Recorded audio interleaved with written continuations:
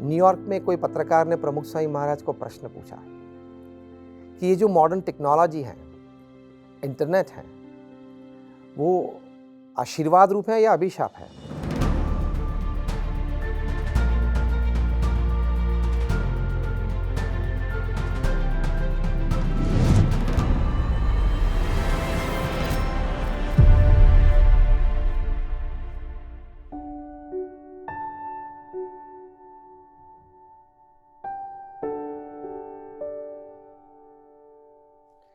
नमस्कार, जय स्वामीनारायण।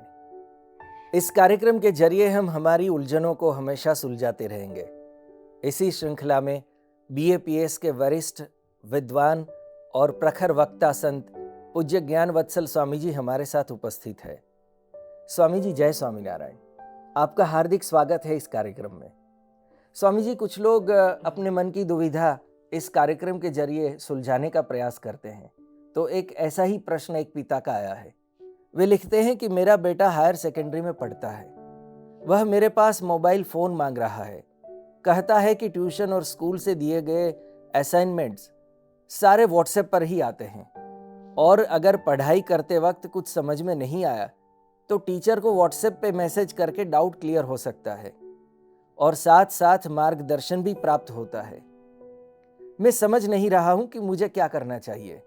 एक तरफ लगता है कि उसकी बात सही है, उसको फ़ोन देना चाहिए, पर दूसरी तरफ डर लग रहा है कि उसके संस्कार न बिगड़ जाए।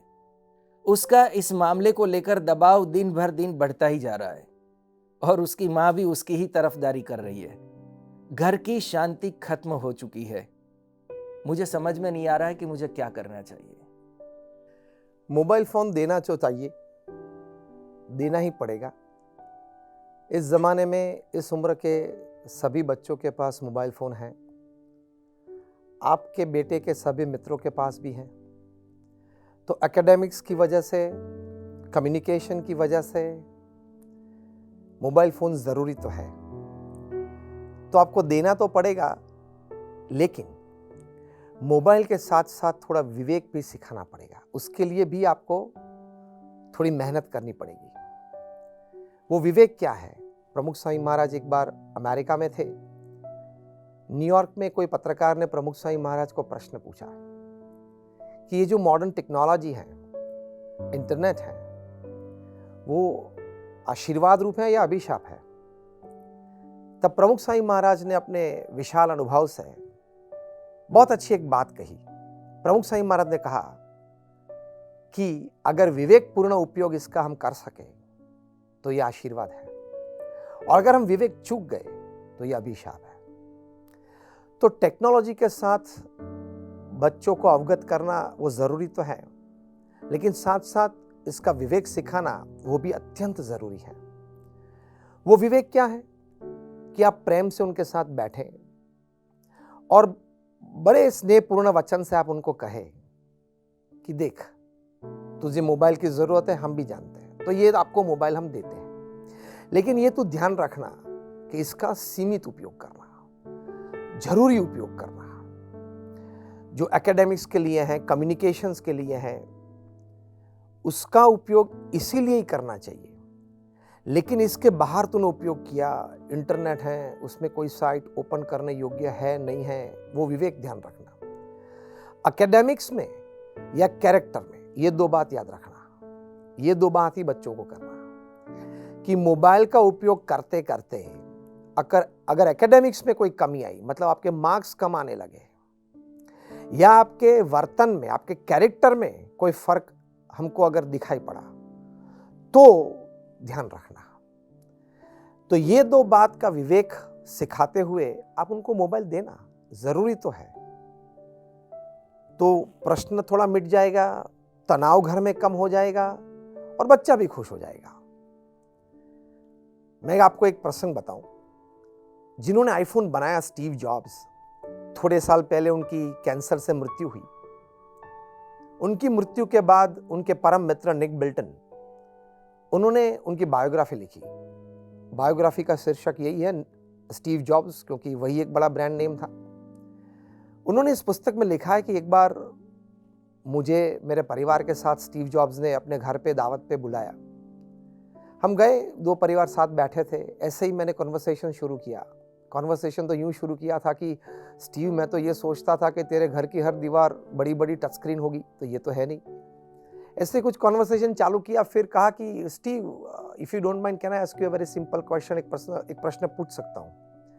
स्टीव ने कहा ठीक। आपके दोनों बच्चे कौन से आईफोन यूज करते हैं? स्टीव ने कहा बच्चों को पूछ लो, सामने ही बैठे। दोनों बच्चों को पूछा। उनकी लड़की 13 साल की थी, 11 साल का लड़का था। तो बच्चों ने तो कुछ बताया नहीं, कुछ बोले नहीं, ऐसे ही मुंह नीचा रख के खाना चालू रखा। फिर से स्टीव को पूछा, Steve, which iPhones do your children use? तब स्टीव जॉब्स ने बताया कि आज तक मेरे बच्चों ने आईफोन का स्पर्श नहीं किया है। निक बिल्टन ने कहा, क्या बात करते हो? निक बिल्टन ये अनुभव लिखते हैं ये पुस्तक में कि मेरे हाथ से तो ऐसे ही जैसे चम्मच गिर गई। फिर पूछा क्यों? तब स्टीव जॉब्स ने कहा कि अभी वो नादान है। इस आईफोन में जो शक्ति मैंने रखी है वो मुझे पता है। अगर वो शक्ति का नियंत्रण उपयोग इस बच्चों ने नहीं किया तो उनका जीवन बिगड़ सकता है।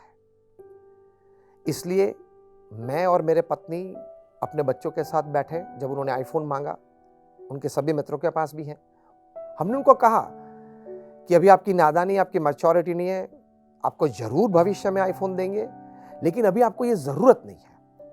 दोनों बच्चे समझे, सिंपल फोन रखते हैं। इसी प्रेरणा एंडरसन, जो दुनिया का सबसे बड़ा टेक्निकल मैगजीन है द वायर, उनके सब एडिटर हुआ करते थे 30 साल तक, उन्होंने ली।